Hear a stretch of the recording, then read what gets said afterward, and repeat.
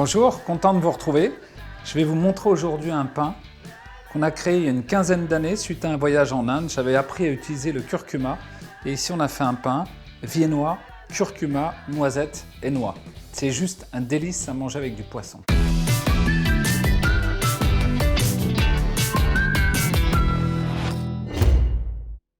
Voici le matériel dont nous avons besoin pour la recette.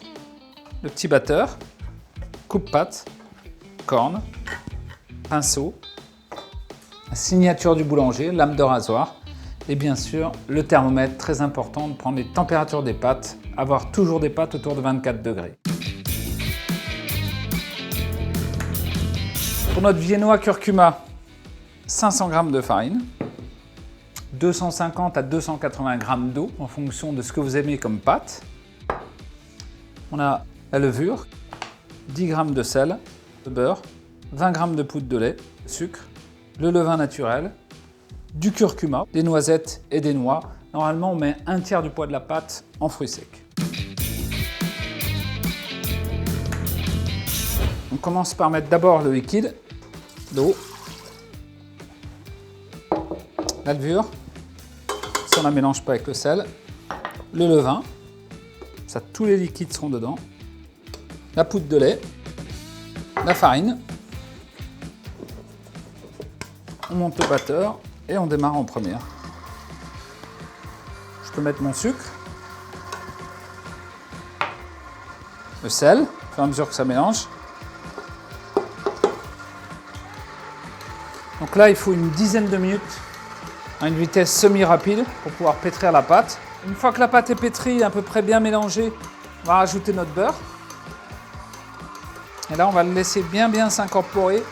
On oxygène un peu la pâte et après, elle est finie, elle est pétrie. On attend que la pâte soit bien lisse, bien décollée, bien pétrie. On met notre curcuma.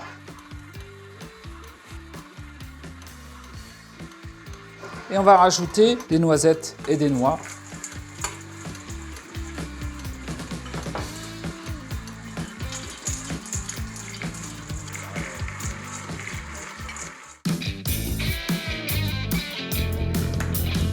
Voici notre pâte viennoise au curcuma. En plus, on dit que le curcuma, il apporte plein de bienfaits pour le corps, donc c'est extraordinaire. Vous voyez, on voit les noix, les noisettes, le curcuma. La pâte sent bon. Donc la pâte, une fois pétrie, elle a pointé pendant 1 heure. Vous pourriez aussi bien la laisser dans le réfrigérateur toute la nuit et la travailler le lendemain. Je vais couper la pâte, on va faire 2 pâtons et on va faire des morceaux de 250 g. Toujours la même chose, on donne ce qu'on appelle une préforme. Alors je les mets en forme de boule. Je vais les laisser poser ensuite pendant une trentaine de minutes. Et puis après, on va façonner la pâte.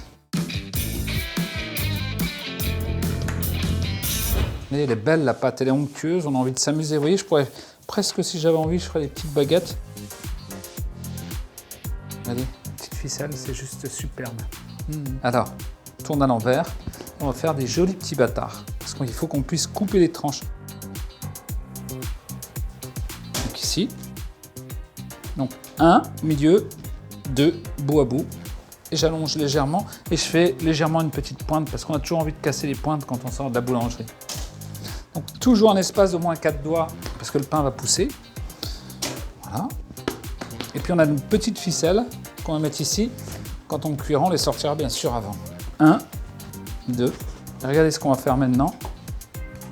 Prendre la lame, signature du boulanger, et couper assez profond. Toujours couper.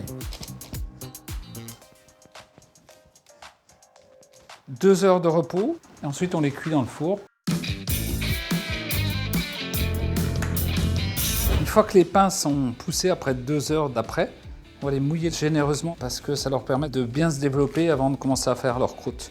Et ensuite, 22 minutes, 200 degrés, et vous aurez un pain magnifique. Regardez ce pain, s'il est magnifique. On a envie juste de croquer dedans. Les petites noisettes qui sont brunes, qui sont cuites. Le curcuma qui nous donne cet aspect jaune. Le pain, il a des odeurs juste sublimes. Et si on rompt le pain, on a un produit extraordinaire. Noisettes, noix, curcuma, viennois, cocktail parfait.